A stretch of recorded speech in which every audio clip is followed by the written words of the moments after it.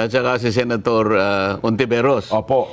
Sa mga tweet, sila, nauna nilang nakilala yung kahalagahan ng pagganap ng tungkulin ng isang senador kahit sa pamamagitan lang ng teleconferencing kung yung kanyang physical na presence ay hindi talaga magkakaroon ng katuparan dahil nakakulong ka nga o maring nandun ka sa isang lugar, ganon. Opo. So, noon sila okay lang. Pwede nilang ipakiusap yun, pwede nilang ilaban yun. Pero nung kami na, aba, ganun na lang ang kanilang pagtutol. Sukdo lang mag-walk out. At saka hindi lang karaniwang pagtutol. Opo. Kung kinakailangan magsipag-walk out sila para lang mawalan ng saysay yung aming ginagawa, ay nakita mo na kung asa ng, di ba double standard tong ganito? At meron pang yung unang may sinabi lang ako na wala namang kinalaman dun sa maring pag-attacking personal sa mga kasama ko. Dahil ang pinag-uusapan lang namin yung rules na kung saan yung pagtatalo napunta na lang doon sa dalawang section na aming pinag-uusapan. Yung section 24 at saka section 131. Opo. Sabi ko, nung humaba kasi tayo dito, tayo doon, pinipilit ng usa, hindi kailangan tayo sa Committee on Rules. Opo.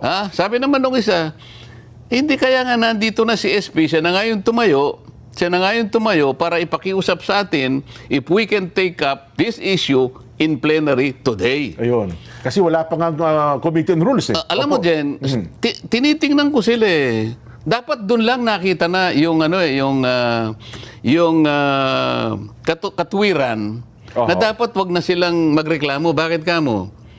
Kung sila'y matagal na sa Senado, lalong-lalo na yung tumagal at tumanda na dyan, hindi ba nila alam, Jen, na yung plenaryo, yung floor, is the highest governing body? Yes. Ang ibig sabihin, kaya niyang i-override kahit ano yung nangyayari sa mga komite. Ang totoo niyan, kapag pinagkaisahan namin na isuspende yung rules, magagawa namin because it is a plenary action.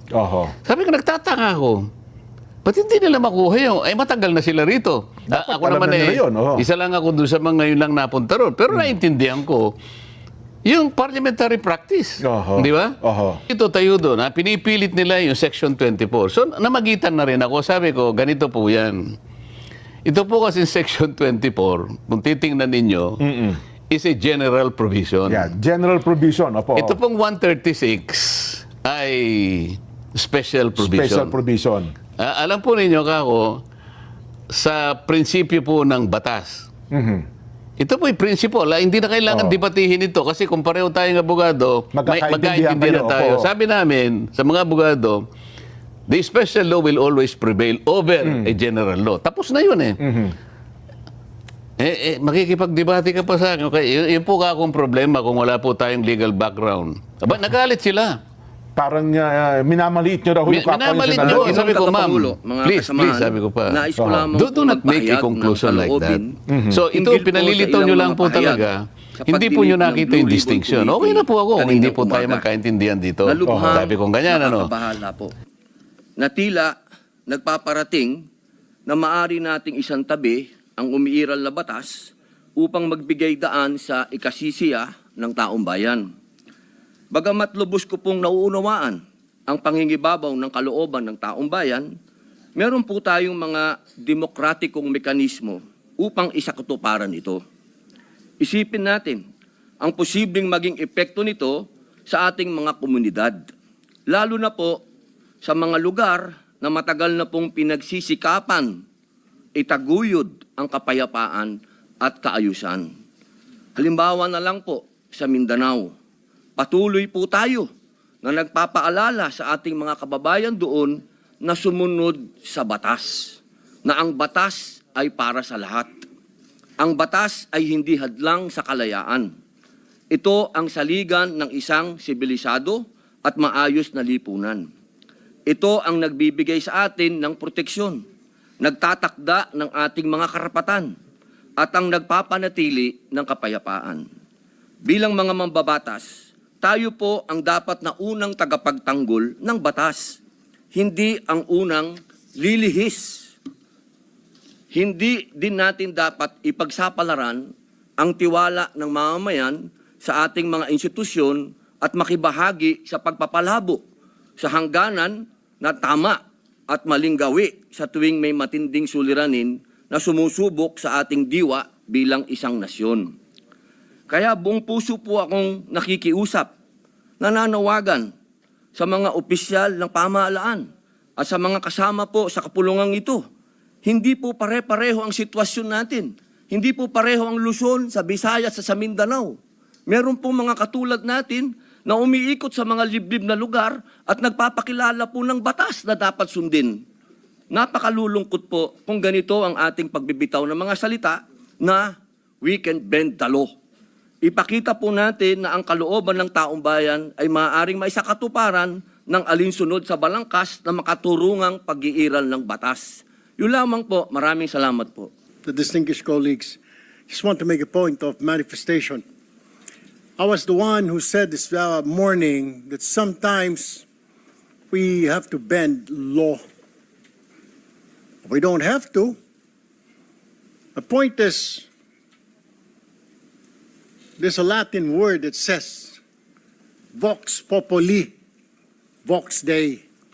The voice of the people is the voice of God. Now, let me ask you, Mr. President, is our law higher than the voice of God? Is our law higher than the voice of the people? Mr. President, the law is supposed to protect the people. What we are asking, Mr. President, is the return of the value of good faith. I understand, Mr. President, what the gentleman from Pampanga this morning was saying, that it is not a requisite to return the money na kinuha po ng mga kontraktor, ng mga kumita po sa flood control project, Mr. President. Tama po yun, hindi po. At meron pong prosesong sinusunod tayo na kailangan sundin. Pag gumulong na yung batas, hayaan ang korte ang magsabi, Mr. President, tens of thousands of people went out last Sunday. Narinig ko po, hindi ko po alam kung yung mga kasama natin narinig. Narinig ko po yung sigaw ng taong bayan. Ibalik ang pera namin. Malinaw po. And I was asked by a reporter, by an interview, your comment. I said the message is loud and clear, Mr. President. Ayusin natin sa gobyerno ang ating mga trabaho. Iwasan pong mahulog sa korupsyon. The people are demanding that these people, contractors, DPWH officials, including politicians who made wealth, kumita po sa flood control, na kung maaari isoli nila ang kanilang ninakaw sa bayan. And I think that is the right thing to do. Ang problema kasi, Mr. President, kung susundin natin ang batas, alam naman po natin ang pagdinig sa ating bayan ay buwan at taon ang inaabot. Baka pagdating po sa dulo, wala na pong makuha ang gobyerno sa mga taong ito. My only point, Mr. President, is the people were asking, the people are demanding. Isole yung pera na ninakaw sa kanila. Meron po tayong batas. True enough, Mr. President, I don't disagree. There is a process. May proseso, tama din po. Paano naman po yung sigaw ng taong bayan? How can we pacify the clamor, the anger of the population, Mr. President? I have no answer. My only answer, Mr. President, is isoli po ninyo ang inyong ninakaw. No ifs and buts. Ang sinasabi lang po ng DOJ, kakausapin po nila ang mga taong ito. Kung pwede, isoli. Wala naman pong sinabi ang DOJ. Ito ang batas, bawal po, kailangan ninyong isoli yan. The DOJ, the Secretary himself said, they will ask, but they will not force them. Depende, mas mabuti raw kung kusang loob nilang isurrender yung pera, Mr. President. Wala naman pong nagbabawal sa batas na magbalik ng ninakaw. There's no such thing. And alam ko pong meron tayong process, we have procedures. But my only point is, Mr. President, whether I'm right or wrong, I stand to the wishes of the public, of the Filipino people, ibalik ang perang ninakaw sa kanila. Period, Mr. President. Napakaganda po ng mga punto na binitawan ng ating hinahangaan na si Senator Erwin Tulfo. Ngunit, alam niyo po, meron pong historical injustice na nangyari sa mga Bangsamoro. Kung ang usapin po natin ay sisingilin natin ang inang bayan sa mga utang nito sa Bangsamoro at hindi natin padadaanin sa batas, para saan po yung BARM law? Mapupunta na lang po kami sa gulo. Mapupunta na lang po ito sa paniningil na hindi. Ganito lang, kailangan magbayad. Kailangan ngayon na. Kailangan po dumaan tayo sa proseso. Ang atin pong saligang batas ay malinaw na nagsasabi na may due process. Kung argumento po natin, makikinig tayo sa sinasabing ngayon na. Teka muna po. Marami pong maliligaw. Katulad po ng mga kasama nating artista, halimbawa, sinasabi nila, kung ganyan, wag na tayo magbayad ng tax. Paano po ang gagawin natin? Papayagan po ba natin na mga artista ngayon wag na magbayad ng tax dahil yun ang boses nila? Yun ang voice of God? Yun ang voice of the people? Ang gusto ng mga tao, lahat ng tao ngayon ayaw na magbayad ng tax. Dahil sa nangyayaring ito. Ang gusto ko lamang pong linawin, Ginoong Pangulo, tama po, naniniwala po ako na ang tao'y galit na. Dapat lang po silang magalit. Marami nang talagang ghost project, ang dami na pong nangyayaring ito. Pero sana po, intindihin po natin din yung mga kababayan natin sa malalayong lugar na humahanap ng hustisya.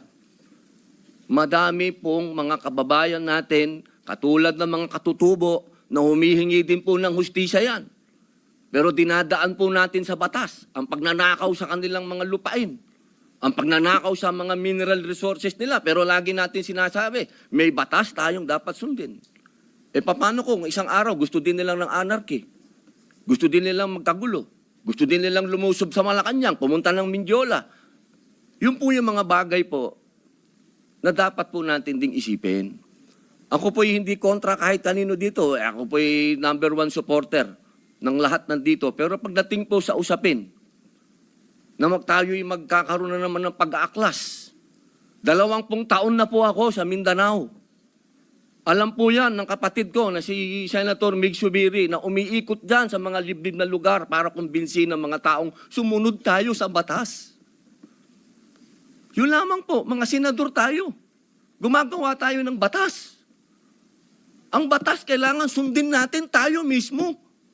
Yun lamang po. Wala naman akong gustong sabihin kundi yun lang. Maraming salamat po. That just last point. Hindi po kahit kailan nagnakaw ang Bangsamoro.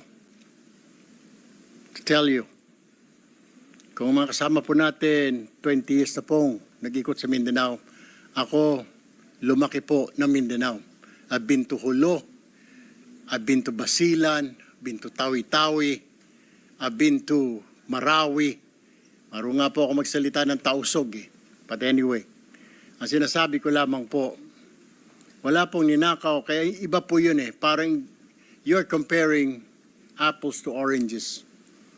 Yung Bangsamoro po, hindi po nagnakaw, kaya yung sinasabi na kailangan kasuhan or something, hindi po eh. Ang sinasabi ko lang po, ito'y malinaw, na yung sinisigaw po ng mga kababayan natin ni Sole. And that's my own opinion, Mr. President. We have to return it. Kusa po, kung gusto po, kung sincero silang maging state witness, gusto po nilang mapasok sa Department of Justice, then siguro po, in good faith, Mr. President, isoli po nila yung mga nakuha po nila. That is all, Mr. President. I have no further statements. Thank you, Mr. President. Akala ko ba, hearing yan, yabang-yabang mo pa, Erwin Tulfo. Magkita-kita tayo sa magkita-kita tayo sa hearing, magkita-kita tayo sa Blue Ribbon Committee hearing, totoong Blue Ribbon. Tapos po, tangina niyan.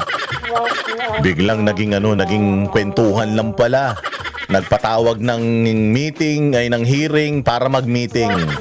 Nag-reunion dun yung mga tanga-tangang mga senador. Kasama yung mga inimbitahan nilang putyang ina niyan. Sino lang naman nagpunta? Napahiya na naman to si Erich Tulfo, yung pugante sa Amerika. Yung senador natin na nanloko sa Amerika na tumakbo, umuwi dito sa Pilipinas. Tinakbuhan yung kanyang kaso doon. Galit na galit ka kaya kay Bato de la Rosa, may kaso siya sa ICC, pero ikaw, yung kaso mo sa Amerika, tinakbuhan mo na, nagtatago ka na dito. Subukan mo bumalik sa Amerika. Swindler kang, hinayupak ka.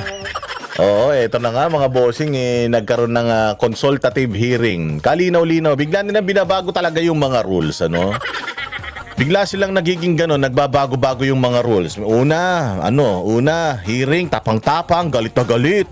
Gigil na gigil, kukwelyuhan. Pagka nagganda kayo ulit ng hearing, pupunta ako dyan, pasampal-sampalin kong mga usaa. Kukwelyo, Panginoon tong yabang-yabang nito. Akala ko ba pinoprotektahan nyo yung mga yung mga pobreng mga Pilipino. Pinoprotektahan nyo, tagapagtanggol kayo ng mga ng mga naaapi. Bakit nang aapi ka? Erwin Tulfo, Naapi mo yung mga taga-usaa. Kapal-kapal ng mukha nito. Kala mo naman minagawa na sa bayang Pilipinas ang hayop na ito. Wala namang ginawa ito kundi lang naman, makiride lang naman sa kung sino ang nasa kapangyarihan, kupal ka. Hindi, halatang-halata naman si Erwin Tulfo Halatang-halata naman siya kasi nga 'di ba, naikukwento naman natin sa inyo. Dati yan nag-falsify yan ng dokumento. Para siya ay maging Amerikano. Tapos nagsilbi pa yan sa army sa Amerika. Tapos nung nalaman na nanloko siya, nung nalaman na nang scam siya, bumalik yan dito sa Pilipinas, tumakbo yan. Kasi kakasuhan yan sa Amerika dahil nga sa pandurugas niya. Tumakbo yan dito. Tapos nung tumakbo yan dito, syempre alam niya na yung mga Duterte, hindi yan magpapasupil sa mga Amerikano. Kung sakali man, kung hingin siya ng Amerikano, sigurado hindi siya ibibigay ng mga Duterte dahil hindi naman nagpapatagpa sa ilalim ang mga Duterte sa mga sa mga Amerikano siguro kaya ganun ginamit niya yung mga Duterte para kunyari nagtatanggol siya sa mga Duterte para in case i-push ng Amerika na siya ay extradite, hindi papayag ang Pangulong Duterte kaya sumipsip-sip yan. Ang problema nung siya ay nag-apply bilang DSWD secretary nitong panahon na ni BBM. Siyempre doon kakampi rin siya kay BBM dahil nandoon na kapangyarihan So nung kumampi siya kay BBM, ayan na, nag-DSWD secretary na hindi yan na-confirm. Hindi po yan siya na-confirm mga bossing. Bakit? Kasi nga, tinan mo nag-a-apply ka bilang DSWD Secretary, Department of Social Welfare and Development. Ano yan? Trabaho niyan. Nangangasiwa yan sa welfare ng mga kabataan, ng mga magulang, ganyan, pamilya na naghihirap, di ba?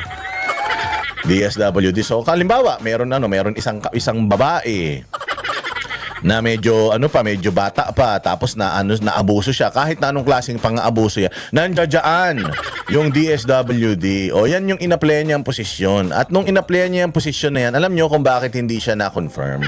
Bukod sa Amerikano siya, bukod sa hindi siya Pilipino, kasi meron mga kumakalat na mga birth certificates nung mga naging anak niya, isa sa mga naging anak niya. Tapos ang nakalagay na citizenship niya doon ay Amerikano. So Amerikano siya, paano naging senador ng Pilipinas siya? Hayop na yan. Kaya siguro siya sunod-sunuran, kaya siguro siya parang aso na kahit isang taon pa lang siya sa serbisa, sa pagiging senador, yung yabang-yabang na niya. Kasi kailangan niyang gawin lahat. Kahit na nakakahiya, kahit na mukha na siyang tanga, kailangan niya mag-angas. Kasi nga, baka bawiin yan sa kanya. Hindi ba baka bawiin sa kanya bigla, baka biglang Comelec, merong reklamo tungkol dito sa ulul na ito. I-activate mo, baka biglang ganunin, hindi na siya senador. Pag di na senador yan, magiging patay gutom na ulit yan. Kasi paano naman yumaman ng sobra yan, di ba? Di ba kayo nagtataka, paano yumaman ng sobra yan? Mantakin mo, nag-apply yan siya bilang DSWD secretary. Oh, tapos may 10 siyang anak sa iba-ibang mga babae. Oh, tapos ang dahilan lang niya, kabataan daw niya yun, karupukan niya, karupukan.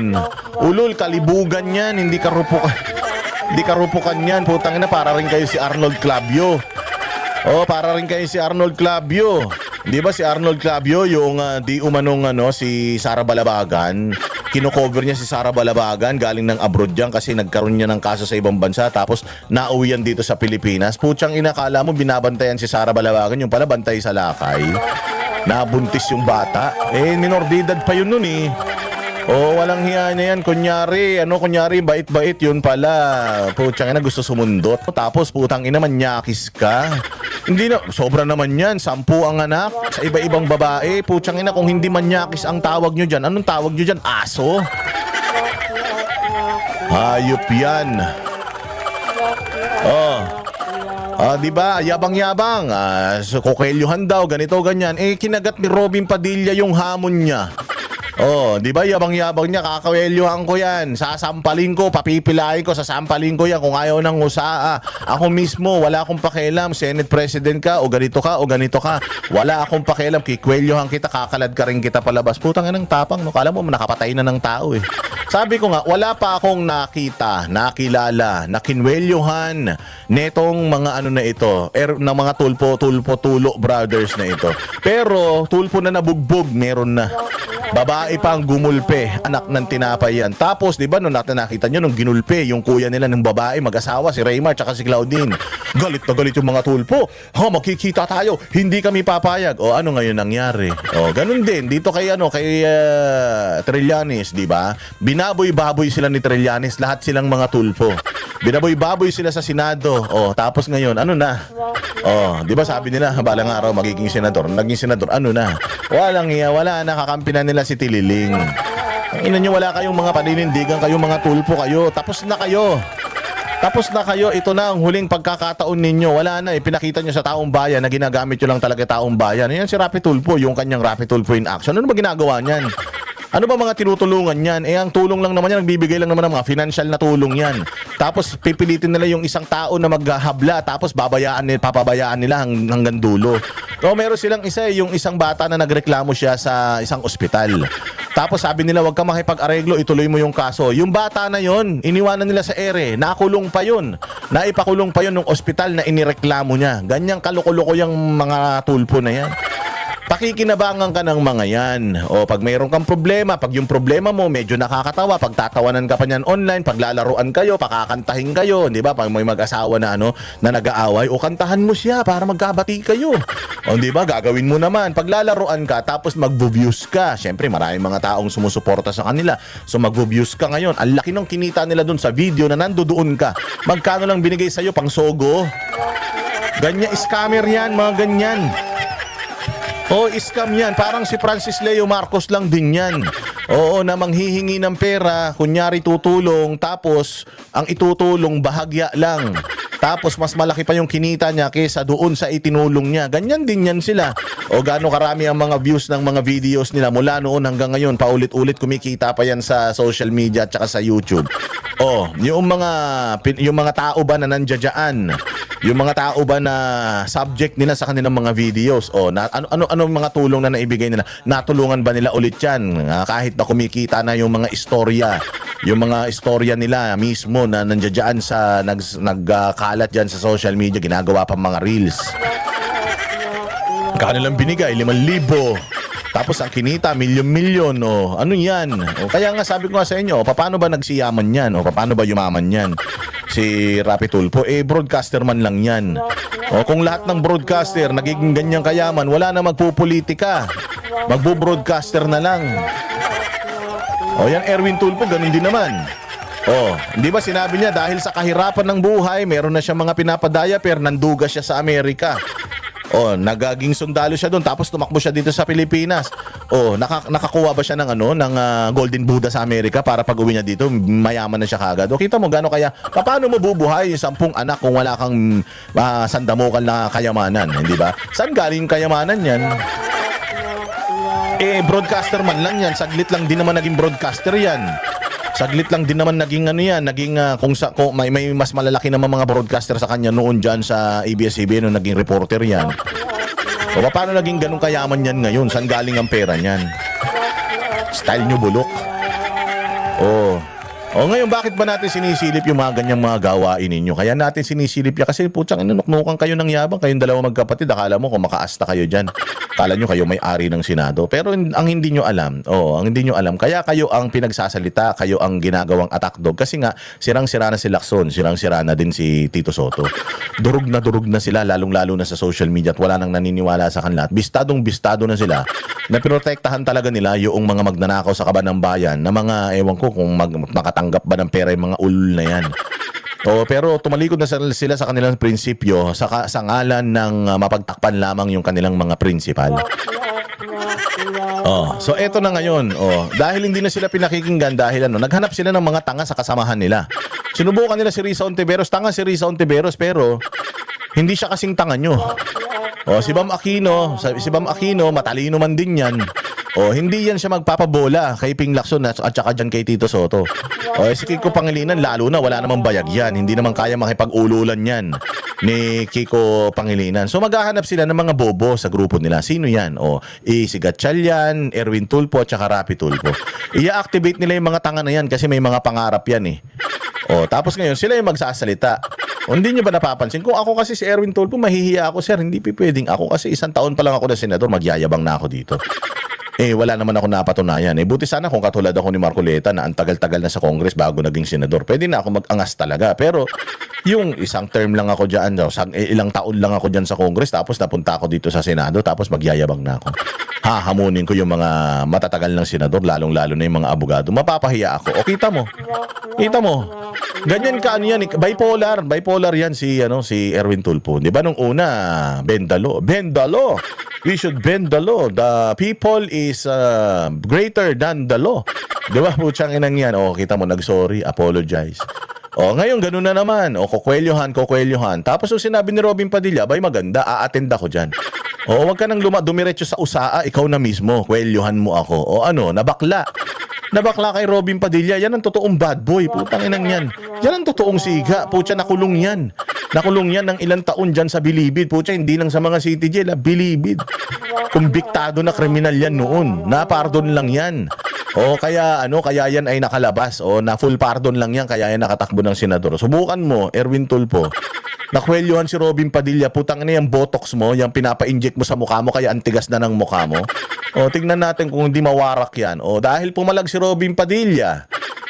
Kaya ayan, nag-apologize si tanga. Kaya bang yabang? Na nag-apologize siya, akala mo kasi lahat kaya nilang takutin. Hindi nyo kami kayang takutin. Pakinggan natin to mga bossing ha. Wait lang. Ayan. Nag-apologize ang tanga. Nagsorry si Senator Erwin Tulfo sa Cayetano Block kasunod ng pagbabanta niyang ipaa-aresto sila. Giit ng senador. Alam mo, ito yung sinasabi natin na when emotion is high, intelligence is low. Ito, laging mataas ang emosyon at lagi ring mababa ang talino. Lagi ring nagkakamali. Yan ang gusto niyong Blue Ribbon Chairman, Committee Chairman. Blue Ribbon Committee Chairman, gusto ninyo siya mismo yung inaakusahan, siya mismo yung mag-iimbestiga, siya mismo yung gagawa ng resolusyon. Kung meron ka talagang delikadesa, the fact na nabanggit yung pangalan mo netong 18 Marines na ito, dapat nag-inhibit ka na. Dapat mag-inhibit ako kasi out of delikadesa, I'll just prove to everyone na ako ay walang kasalanan na ganyan. So magsasampa ako ng kaso sa korte, and then makikinig ako dito sa mga sagot nila. Tapos pwede ko silang questionin. Pero hindi na ako ang committee chairman. Ibibigay ko na sa iba yung committee chairmanship. O kaya ako yung committee chairman, hindi ba? Gagawa ako ng subcommittee na hindi ako ang mag-chair ng subcommittee na yon para hindi ako ang mag-iimbestiga mismo. Walang hiya, ikaw ang sinasabi, mantakin mo ang sangkot siya sa human trafficking. Bakit ba kasi human trafficking, mga bossing? Kasi ang human trafficker yung bugaw. Pero ikaw bilang isang parokyano, tinangkilik mo. Yung human trafficking ng bugaw, ikaw yung naging kliyente ng bugaw. Therefore, sangkot ka dun sa human trafficking. Baka magulat kayo. May mga picture, may mga video yan. Baka magulat kayo. May mga ano pa yan. May mga contact pa yan dun sa mga bugaw. Baka magulat kayo. Kaya, nako po, mabigat itong kaso na ito. Tapos isa pa, yung pagtanggap ng mali-malitang pera. Plunder yan. Graft yan. Hindi ba? So, ganun kalaki ang kaso. Tapos, iimbestigahan mo, ikaw mismo mag-iimbestiga dun sa mga nagkakaso sa'yo. Hindi ka ba naman abnormal? Ang tapang-tapang ngayon nag-sorry. Kasi nga, mayabang eh. Galit-galitan. Tapos tanga-tangahan, magsasalita ng kung ano-ano, tapos babawiin. Pucha, gusto nyo, ganyan ang senador nyo. Laban bawi. Walang bayag. Hindi, alam mo, pinanggagalingan ng ang utak niya nasa betlog eh. Nauuna nilang pakinggan pag tumigas yung mga mga sandata nila bago sila mag-isip. Ganun yan mga yan. Dala lang siya ng damdamin sa mga nangyayari. Narito ang Frontline Report. Pagpapaaresto, pagkukwelyo at pagbitbit kay Senator Alan Peter Cayetano at iba pang senador palabas ng sesyon o plenary hall ng Senado. Yan ang naging banta ni Senator Erwin Tulfo sakaling magkaroon ulit ng anyay fake na flood control scandal hearing nang hindi ang Senate Blue Ribbon Committee ang nagsagawa. Si Tulfo kasi... Tingnan mo, yung mga pisngi hindi na gumagalaw. Puro botox na. Papogi ka pa ng papogi, putangin na. Puro kayo papogi. Ang chairman ng komite, kasunod ng balasahan sa Senado nitong nagdaang linggo. Pero ngayon, nagsorry ang senador sa kanyang naging pahayag. Hindi raw ito dapat asal ng isang opisyal. Buti alam mo. Hindi ito asal ng isang opisyal, lalo ng isang senador. Alam mo naman pala ba't mo ginawa? So ano yan? Sa tuwing magkakamali ka, magsosorry ka, ganon? Ang mga salitang yun, bagaman hindi nararapat sa harap ng publiko, ay dala ng bugso ng damdamin. Sa hangarin na wag nang maantala pa ang trabaho para sa bayan, gago. Kung sana hindi kayo nag-walk out, di sana hindi na antala yung mga trabaho nyo. Nag-walk out kayo kung sana pinagtanggol ninyo ang Senado, ang institusyon ng Senado, pinagtanggol ninyo mula sa mga nang-aabuso sa kapangyarihan, lalong-lalo na dyan sa mga naka-full battle gear ng mga NBI na yan. Di sana, yan tapang mo sana ginamit mo para ipagtanggol yung Senado, hindi, isa ka sa sumisira sa Senado. Naantala ang trabaho para sa gagayon pa man, ito ay mali pa rin. Mali ka talaga, maling-mali na nandiyan ka sa Senado. Wala dapat utak aso dyan sa Senado. Sa totoo lang. Ito in fairness naman kay Trillanes ha. Si Trillanes, kahit naman balasubas yon, ugaling aso yon, hindi yan nagsasalita ng ganyan. Pero siya, tsaka yung kapatid niya, panay ang salita ng ganyan, galit na galit sila sa ad hominem, tapos panay ang ad hominem ng mga tarantado na yan. Alam mo, dito sila talo kay Cayetano eh. Kasi, kapag ikaw, barumbado ka, tapos ang kalaban mo matalino, kawawa ka eh. Kawawa ka kasi abot nung matalino yung sinasabi mo pero hindi mo kayang abutin yung sinasabi nung matalino pabalik sa'yo. Pahiyang-pahiya na siya kasi ang tapang-tapang niyang yabang-yabang niya tapos nakita niya si Cayetano hindi naman natakot sa kanya. Bagkos nung pagyayabang niya na ganun, putyang ina, hindi niya alam dahil sa sobrang bobo niya pati yung osaa, mantakin mo, papipilahin daw niya tapos pagsasampal-sampalin niya. Putang ina niyan. Ano ka? Diyos ka ba? Tangina, kala mo may napatunayan ng pagsasampal-sampalin mo yung mga taga-usaa? Yung usaa, karamihan ng mga sergeant at arms dyan sa Senado, mga general yan. Kaya mo manampal ng general? Ganun ka kalakas? Ibang klase ha? Pinalagan siya ni Robin Padilla. Sabi ni Robin Padilla, sige, tingnan natin kung kaya mong gawin yan. Ano nangyari? Ayun, nabakla. Tsangin yan. Nabakla. Ganyan na ganyan yan mga yan eh. Pagka-iiyot yung mga yan, putya, walang pakialam yan. Sige, putok ng putok yan. Tapos biglang pagka nakabuntis na dahil sa init ng ulo niya sa baba, wala na, tatakbuhan na, tapos magsusustento na lang. Impulsive. Impulse yan. Dapat yung mga ganitong klase ng mga tao, hindi mo binibigyan ng kapangyarihan dahil sa mga impulse nila. Dahil mga impulsive sila, madalas nakakapagsalita sila or meron silang mga action na bandang huli pagsisisihan din niya.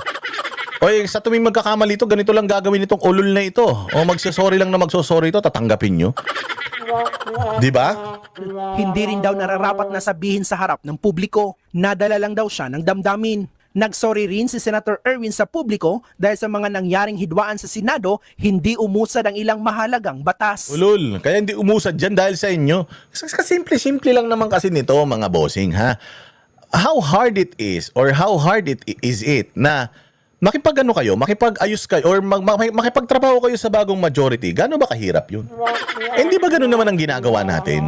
Di ba? Ganun naman ang gawain dyan sa Senado for the longest time. may majority, they have the numbers, and then kapag wala na sa kanila yung numbers, mag-elect na sila ng bagong Senate President. And wala naman nangyayaring mga ganitong kaguluhan. Wala naman nangyayaring awayan, wala naman nangyayari. Civil sila, civilized person sila, they're civil, they're accepting it, and then nagpapasailalim sila sa leadership. O tayo ngayon ang minority, sila ang majority, o antayin nila na lumakas sila ulit, at kapag nagkaroon sila ulit ng numero, kukunin nila ulit yung leadership unless masaya sila doon sa leadership noong Senate President. Bakit hindi na lang kasi si Alan Peter Cayetano nung inelect siya, bakit hindi na lang kasi kayo sumunod sa kanya? Bakit ba ayaw nyo kay Alan Peter Cayetano? Bakit ba? First time man niyang maging Senate President. Why not give him a chance kung magiging magaling ba siyang Senate President? Because para sa akin, mahusay si Alan Peter Cayetano, not because supporter yan ng mga Duterte. Mahusay yan kasi matagal na yan na abogado, matagal na yan na senador. So kung lalong-lalo na sa mga issues na legal, meron siyang background. Kayo wala . Win Gatchalian, ikaw, parehas man kayong di mga abogado, parehas man kayong mga may hilig lang sa babae. Hindi ba? So, bakit ba kasi hindi na lang kayo? Tapos, palakas kayo ulit, di ba? O, pabayaan nyo si Alan Peter Cayetano magtrabaho, tapos palakas kayo ulit. O, pag nakakuha kayo ng 13, o di agawin nyo ulit kay Alan Peter Cayetano. Kasi, that's how democracy works. Sabi rin naman ni Alan Peter Cayetano, kung bukas meron kayong 13, meron kayong 14, wala naman akong magagawa bilang isang Senate President . Matatanggal ako kung gusto nyo akong ipatanggal because nandiyan yan sa batas. Pero kung putyang inabababuyin ninyo yung batas, lalabindalwa kayo, tapos sasabihin nyo na yun na yung numero ng majority, hindi, kalahati lang yun . O kalahati lang, kailangan nyo pa ng isa para maging maging majority number kayo. Ganun yun. Pinabayaan nyo na lang sana si Kaya ayaw nyo kay Cayetano kasi nga kinuha nila yung Blue Ribbon Committee hearings. And alam naman natin na the reason why ayaw nyo talaga dyan sa Blue Ribbon na yan dahil sangkot kayo lahat. Dahil sigurado ako, yung mga ebidensya, yung mga titistigo, lahat yan pupunta yan sa doorsteps ninyo at hindi nyo yan kayang iwasan. Kaya ginulo yung Senado para lang hindi matuloy yung flood control na yan. Tapos ngayon, meron silang delikado na steps or delikadong hakbang na gustong gawin. Hindi ba natatandaan ninyo? Ako nagsabi niyan dito sa vlog ko na kapag pumayag tayo doon sa sinasabi nila na kapag nakulong ang isang senador, nakasuhan, hindi na siya kasama sa bilang. Maling-mali po yun. Kasi kapag nangyari yun mga bossing, bababa yung 2/3 na numero ng mga senador. O, kapag bumaba ang 2/3 ng mga senador, ibig sabihin kaya na nilang i-convict si Inday Sara. Kasi tingnan mo, napakahirap i-convict ni Inday Sara sa impeachment, lalong-lalo na ngayon. Bakit? Hindi nga sila makabuo ng 13 . Yung pa kayang 16 na boboto para i-impeach si Inday Sara. Hindi ba? So ngayon, ang ginagawa nila, hopeless case na yung kay Inday Sara, pero gumagawa pa rin sila ng mga illegal na paraan para yung mga plano nila na ma-impeach si Inday Sara magkaroon ng posibilidad. Pero aside from that, actually wala na yan. Yung impeachment ni VP Sara, na yan, hindi na nila yan masyadong iniintindi. Ang iniintindi na nila itong Blue Ribbon Committee na ito. Pero tandaan ninyo mga bossing, napakagaling ni Baligod at napakagaling nitong mga nagsampa ng kaso dito sa mga tao na ito kasi nagsampa na sila ng kaso sa ombudsman . Hindi man natin makuha ngayong panahon na ito ilang taon na lang naman, 2026 matatapos na, 2027 tapos pagtapos ng 2027 tapos na lahat yan.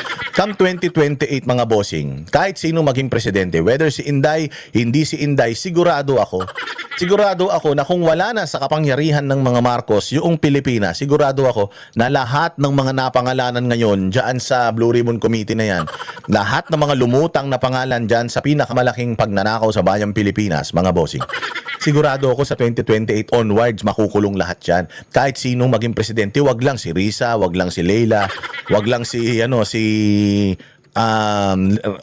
si Leni Robredo, wag lang Dilawan at wag lang mga abnormal na mga loyalista. Sigurado ako makukulong lahat yan. Kaya nga ang papayat na nila, kita mo si Luistro, ang payat na. Wala na kasi yung pinaghirapan nilang impeachment, wala na yun. Hindi na natin mapipigilan, yung pagiging presidente ni Inday Sara. Kita nyo, napunta si Inday Sara sa Pandakan, pinagkaguluhan, distrito ni Abante yan. Oh, so ganun yan. Oh, kahit na anong pagtatakip mo, Erwin Tulfo dito, maniwala ka.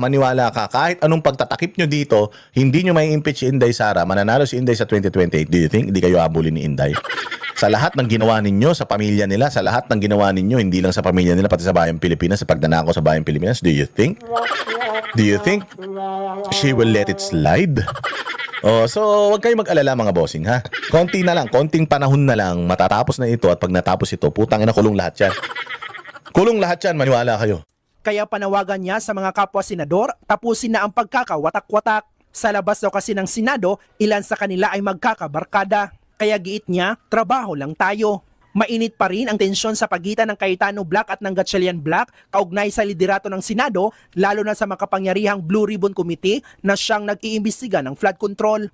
Kahapon, yan muli ang iginiit ng napalitang majority Black. Isa nga riyan si Senator Loren Ligarda, ang Senate Pro Tempore ng Cayetano Black. Walang sinumang senador ang maaaring lehitimong tumayo bilang Pangulo ng Senado batay lamang sa 12 boto. Ito ay pinagtibay sa ilalim ng 1987 Constitution. Si Loren Ligarda po, ang inyong Senate President Pro Tempore. Pero sagot sa kanya ni Senator Sherwin Gatchalian at ngayong acting Senate President at Senate President Pro Tempore, Of course, we respect her opinion, but matibay rin ang opinion ng Integrated Bar of the Philippines, yung Association ng mga Law School Deans. Di ba? Yan yung nakakatawa sa kanila. Kasi daw mga law deans, Integrated Bar of the Philippines, sino pa ba? Mga kung sino-sino. Yun ang sinasabi nila, yun yung iniintindi nila. Putya, alam naman natin eh. Alam naman natin na yung mga yan, puros mga anti-Duterte yan eh. Hindi naman yan ang mga representante ng mamamayan. Pumunta kayo sa mga social media. Ikaw nga, yung social media mo, nakalock yung comment eh. Oh, pumunta. Nakita nyo ba? Nakita nyo ba dun sa New York noong nakaraan, merong video, parang Filipino Fair sa New York, tapos ang laki-laki ng banner ni Alan Peter Cayetano dun that they support Alan Peter Cayetano? Nakita nyo ba yung mga views ng mga Duterte-aligned vloggers kapag pinag-uusapan itong issue na ito? Nakita nyo kung gaano karami yung mga views at saka mga comments sa ano nila?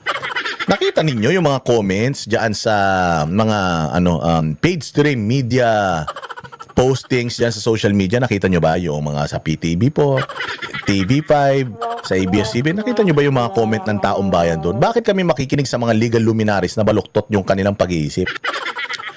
Wing Gatchalian, naging senador ka na't lahat, bobo ka pa. Bakit? Ang 24, ang kalahati niyan 12. At pag kalahati, ibig sabihin, hap-hap yan. O, para manalo ang para maging majority kayo, kailangan nyo ng isa pa, maging 13 kayo. Maging 13 kayo para 13-11. Ayun, pagka 13-11, kayo na ang bagong majority. Pero 24 is divided by 2 is 12. Diyos ko naman, tapos pakikinggan natin, linaw-linaw naman na mathematics. Puta, saan ka ba nag-aaral? Para hindi mo alam na kailangan mo ng 13, kung 24 numero, kailangan mo ng 13 para manalo o maging mas mataas yung numero nyo o maging mas marami kayo. Greater than and less than lang, hindi mo pa alam. Oo, 12 is equals to 12. Hindi 12 is greater than 12. Anak ng tinapay ka. Kasimple-simple naman eh.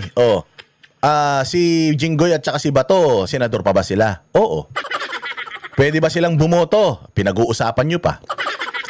Namatay ba sila? Hindi. Na-expel ba sila? Hindi. O nag-resign ba sila? Hindi. Nasa ibang bansa ba sila? Hindi. Kaya nyo bang ipatawag etong dalawang senador na ito para mag-attend sa Senado? Kaya nyo ba? Oo. O si Jinggoy Estrada, nasa siya? Nasa pangangalaga siya ng BJMP. O kaya nyo bang kausapin yung korte para mapa-attend si Jinggoy Estrada at mapagboto diyan sa Senado pag kailangan niya ng bumoto? Oo, kaya nyo. Ibig sabihin, nasa jurisdiction pa din siya ng Senado. So, paano siya mawawala bilang isang senador? Binoto siya ng taong bayan. Hindi naman siya na-disqualify, hindi naman siya namatay, hindi naman siya nag-resign. Anong mahirap intindihin dun? Anak ng tinapay, oh. Walang iya yung ganitong itsura. Muntik nang maging mongoloid to, eh. Pati utak nito wala na eh. So dahil sinabi ng mga legal luminaries, bakit? Ang dami rin namang mga abogado nagsasabi mali yung ginawa ninyo. Ang dami din naman mga legal luminaries na diretso mag-isip ang nagsasabi na mali yung ginawa ninyo. Bakit kayo makikinig sa kanila? Babasahin nyo lang naman yung rules.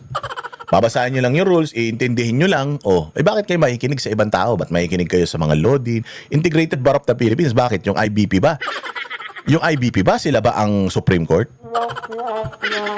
Hindi ba yung IBP na yan? Sila pa nga ang sila pa nga ang nag-nominate dito kay Boying Rimulyan na sandamukal ang dami ng kaso. Sandamukal dami ng kaso tapos nag-qualify. Diba? Corrupt din yan para sa akin. Para sa akin, ewan ko kung para sa inyo. Para sa akin, corrupt din yan. Kasi the fact na pumayag sila na ang isang Boying Rimulya na ang anak nahuli pa ng, nagkaroon pa ng kaso ng droga. Tapos, ang dami-daming reklamo sa kanya. Ang dami-daming ikinakaso sa kanya. Tapos, naging ombudsman siya. Di ba? Yan ang pakikinggan mo, yung IBP na yan. Walang hiya.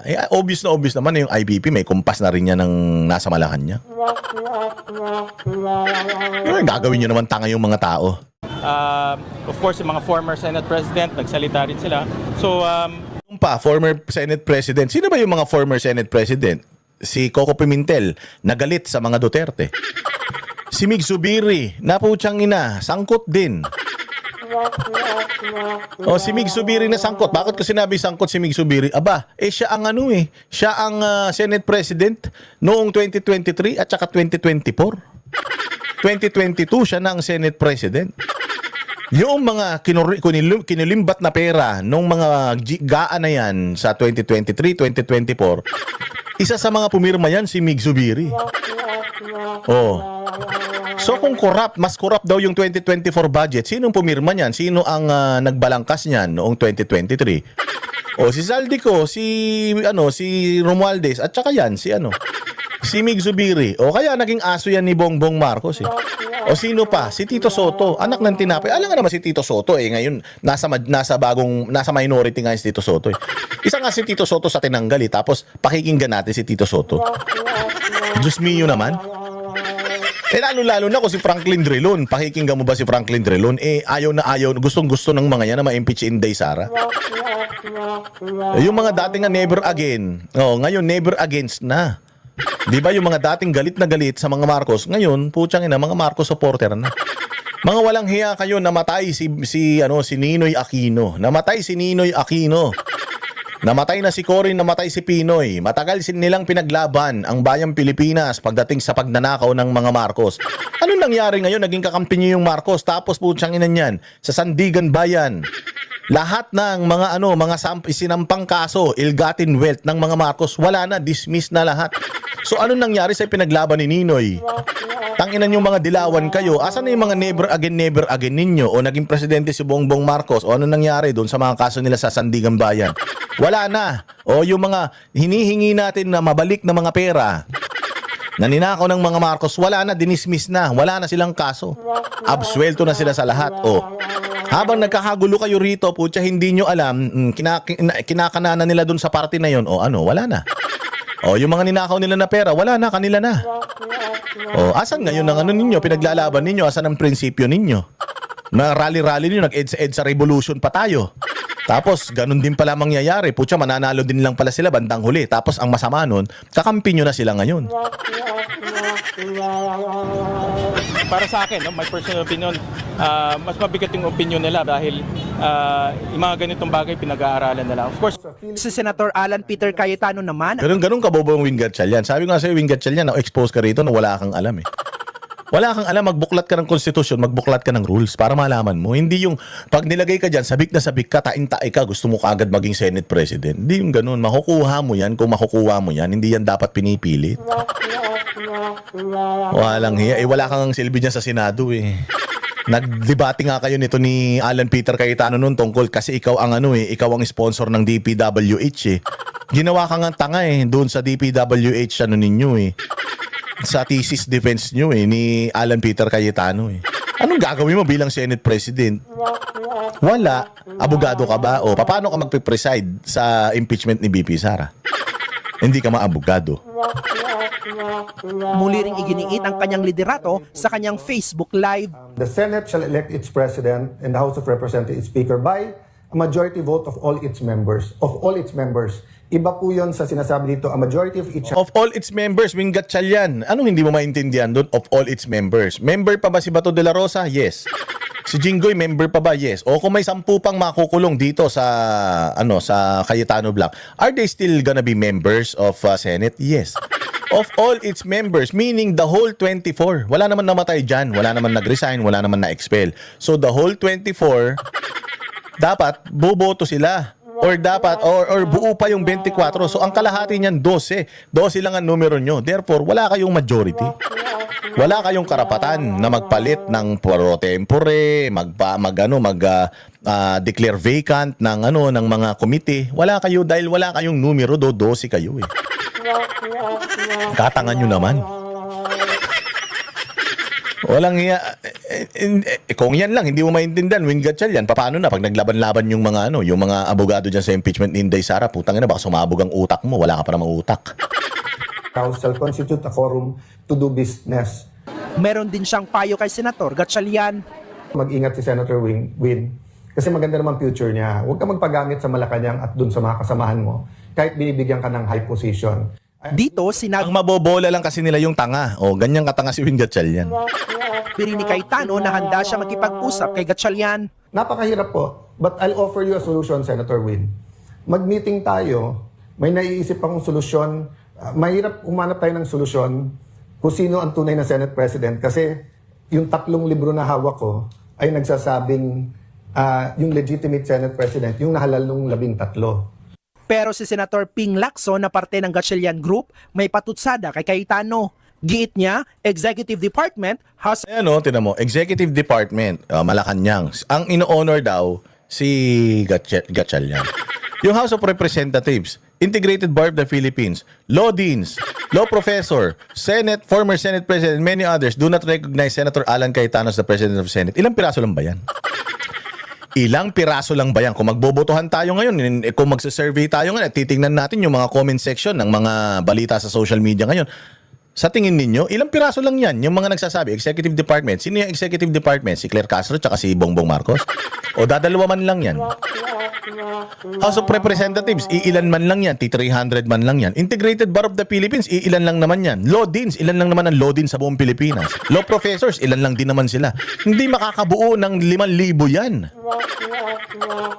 Former Senate President, matakin mo the Executive Department, yun pa ginamit mo, Ping Lacson, negative 15 nga ang trust and approval rating niya, itas maniniwala ang taong bayan, lalong-lalo na ikaw, naniwala ka dyan. Wala nga tiwala ang taong bayan sa kanya, negative 15, tapos naniwala ka, Ping Lacson, tanga ka ba? Tumanda ka ng paurong.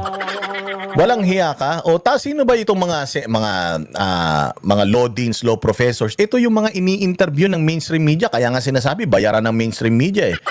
Bakit? Sino lang ba ini-interview ng mainstream media? May ini-interview ba? Si Cayetano ba? In-invite nila sa mga shows nila? Buti pa si Trillanes. Wala na sa posisyon si Trillanes. Halos araw-araw nasa mainstream media eh. Diba?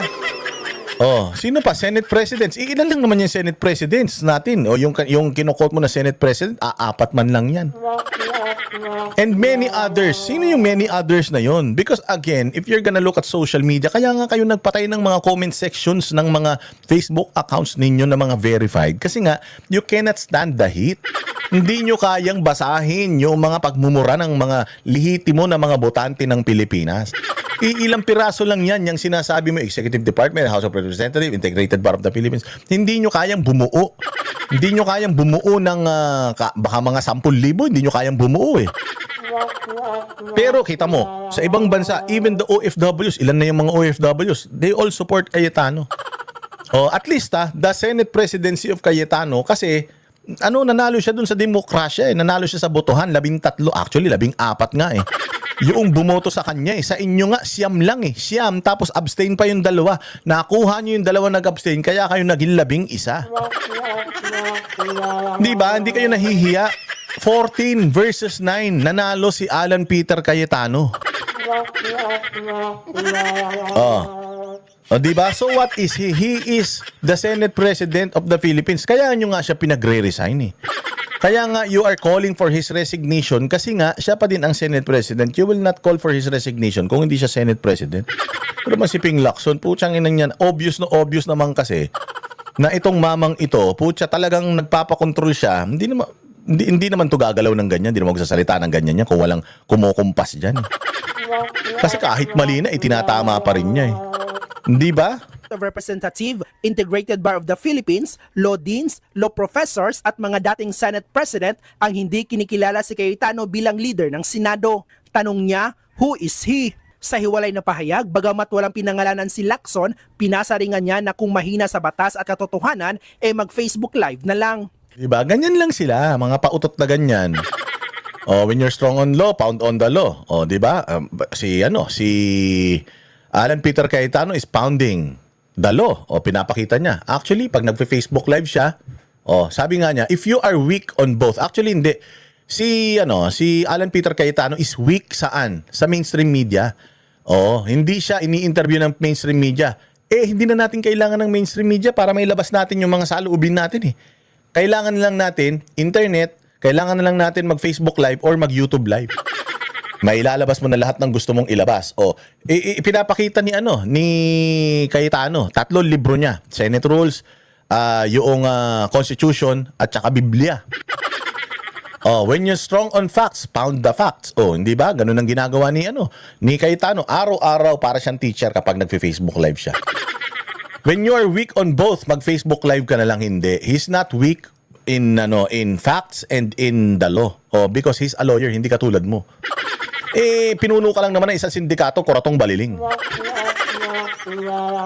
May kaso ka nga ng pagpatay doon sa Dacer Corbito case hindi ba? Meron bang ganung kaso si Cayetano? Wala. So kung sino pa yung mga utak kriminal, putya sila pa yung mga mayayabang na ganito. Mag-Facebook Live ka na lang. Oy, by the way. Yung hearing nyo kahapon, putang ina walang nanonood. Yung meeting nyo kahapon, walang nanonood. Doon sa 18 Marines, yung presko ng 18 Marines, daan-daan libo yung nanonood. Paano mo ngayon sasabihin?